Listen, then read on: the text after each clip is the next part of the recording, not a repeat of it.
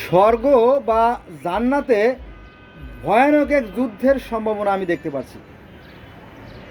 হ্যাঁ, সেই বিষয় নিয়ে আমি আলোচনা করব। আর তা হলো যে দেখেন, মুসলমানদের দাবি যে নবী মুহাম্মদ সাল্লাহ সাল্লামের সৃষ্টি না করলে কোনো কিছু সৃষ্টি করা হতো না। হ্যাঁ, নবীর আল্লাহর নূরে নবীর সৃষ্টি, আর নবীর নূরে জগৎ সৃষ্টি, নবীর নির্দেশিত পথে যারা চলবে তারাই শুধুমাত্র জান্নাতে যাবে। এটা হচ্ছে ইসলাম ধর্মের দাবি।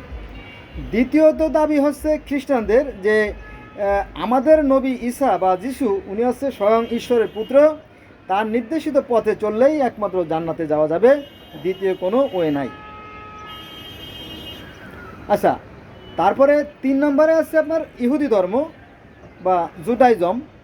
তারা বলতেছে যে পৃথিবীতে আমাদের যে ধর্ম, এই ধর্মই একমাত্র সৃষ্টিকর্তার পছন্দের, আর সৃষ্টিকর্তা স্বর্গ থেকে খোদাই করা পাথরে বানিয়ে নেয় আমাদের নবী মোজেসকে সেই তুর পাহাড়ে বা তুয়া পর্বতে বা সিনাই পর্বতে সরাসরি হাতে হাতে দিয়েছেন এবং আমাদের নবীর সাথে তিনি কথা বলছেন।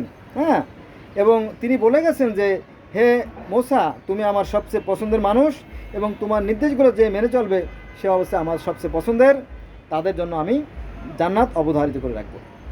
অতএব ইহুদিরা মনে করে যে আমরাই শুধুমাত্র জান্নাতে যাওয়ার যোগ্যতা আমাদের আছে, কারণ আমাদের পরম পিতা বা আমাদের সেই ঈশ্বর আছে আমাদের কি সবচেয়ে প্রিয়। তাহলে মুসলমানরা বলতেছে আমরা শুধু জান্নাতে যাব, খ্রিস্টানরা বলতেছে আমরা শুধু জান্নাতে যাব, আর ইহুদিরা বলতেছে আমরা শুধু জান্নাতে যাব, তাই তো? আর তারও আগে যে জরথ্রুস ধর্ম বা পার্সিয়ান ধর্ম যেটা আর কি, সেখানকার যে নবী জরস্টার, তিনি বলছেন যে আমি তো আল্লাহর সাথে দেখা করে আসছি, অর্থাৎ আহুরা মাজদার সাথে দেখা করে আসছি, এবং তিনি আমাকে ওয়াদা দিয়েছেন যে যারা 5 ওয়াক্ত নামাজ পড়বে তাদের জন্য জান্নাত অবধারিত। অতএব পার্সি ধর্মের অনুসারী যারা, তারা নামাজ পড়ে, হ্যাঁ, তো তারা নিশ্চিত জান্নাতে যাবে। এদিকে সনাতন ধর্মের যারা, তারা বলতেছে যে আমাদের স্বর্গীয় পিতা, অর্থাৎ স্বর্গের যিনি মালিক, স্বর্গের যিনি প্রতিষ্ঠাতা শ্রীকৃষ্ণ এবং রাম, ওনারা ঈশ্বর, ওনারা ভগবান, ওনারা মানুষের রূপ ধরে এসে পৃথিবীতে কিভাবে চললে জীবন সুন্দর হবে, কিভাবে চললে পারে সৃষ্টিকর্তা সন্তুষ্ট হবে, সেই বিধান, সেই পদ্ধতি, সেই নিয়মকানুন শিখিয়ে দিয়ে গেছেন। কার কথা? এটা হচ্ছে সনাতন ধর্মের বেদের কথা এবং গীতার কথা, এবং সনাতন ধর্মের যারা মহাপুরুষ ছিলেন রাম, কৃষ্ণ, তাদের কথা। অতএব তারা নিশ্চিত যে আমরাই জান্নাতে যাব, আমরাই স্বর্গে যাব, এবং স্বর্গের কথা বলা আছে সেখানে। আগেকার দিনে প্রায়ই মহামানব যারা ছিল, যারা পুরোহিত ছিল, যারা ধর্মগুরু ছিল, যারা ব্রাহ্মণ ছিল, তারা প্রায় স্বর্গে যাওয়া আসা করতেন এবং স্বয়ং সৃষ্টিকর্তার সাথে দেখা সাক্ষাৎ করতেন। সেই কথা আছে, হ্যাঁ, বিভিন্ন গ্রন্থে আছে, উপনিষদে আছে, মনুসংহিতা আছে, গীতা আছে, হ্যাঁ, তারপরে ঈশ্বরের অবতার রহস্য গ্রন্থ আছে, বহু জায়গায় আছে। তারপরে এখানেই শেষ না, সনাতন ধর্মের অনেকের সাথে সৃষ্টিকর্তার দেখা হয়েছে। যেমন রামের পিতা দশরথের সাথে সৃষ্টিকর্তার কথা হয়েছে, তারপরে রামের সাথে কথা হয়েছে, তারপরে শ্রীকৃষ্ণের সাথে তো কথা হয়েছেই, তারপরে অর্জুনের সাথে সৃষ্টিকর্তার দেখা সাক্ষাৎ হয়েছে, কথা হয়েছে, তারপরে নারদ মুনি নমন্দাকিনী নদীর তীরে বসে ধ্যান সাধনা করতে, তার সাথে কথা হয়েছে। এরকম অনেকের সাথেই সৃষ্টিকর্তার দেখা সাক্ষাৎ হয়েছে। তাহলে সৃষ্টিকর্তা কার সাথে দেখা করতে পারেন? যিনি তার অন্তরকে জয় করছেন, যে তার সন্তুষ্ট অর্জন করতে পারছেন। এজন্য সনাতন ধর্মের দাবি যে আমাদের ধর্ম হচ্ছে আদি, আসল, স্পেশাল এবং সনাতন। সনাতন মানে কি? চিরন্তন এবং সর্বপ্রাচীন বা পুরাতন। আপনি যতই অস্বীকার করেন, করলে তো হবে না, তাই না?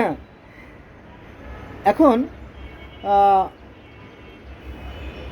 আমরা যদি মিশরীয় ধর্মে যাই, মিশরীয় ধর্মের যারা ফারাও রাজা, তারা নিজেদেরকে ঈশ্বর বলতেন, এটা সত্য। কিন্তু মুসলমানরা তাদের বদনাম করে যে তারা নিজেদেরকে ঈশ্বর দাবি করত, তারা কাফের, তারা মুনাফেক, তারা বেঈমান, তারা মুশরিক। কিন্তু আপনি শুধুমাত্র এটুকু জানেন যে ফারাও রাজারা নিজেকে ঈশ্বর দাবি করতেন, কিন্তু তারা যে একজন নিরাকার সৃষ্টিকর্তায় মানত, তারা যে একজন অদৃশ্য সৃষ্টিকর্তা মানত, সেই কথাটা বলে না। এই জিনিসটা তারা কেন বলে না আমি জানি না।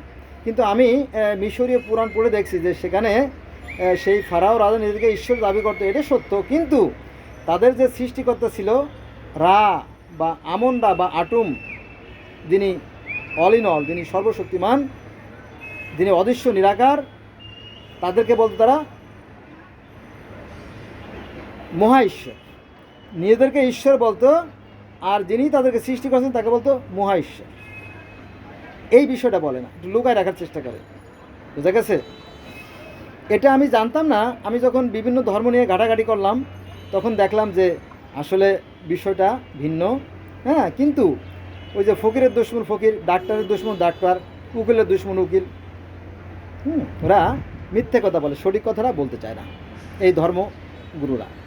ফলে সমাজের থেকে এই বিভেদ আর যায় না।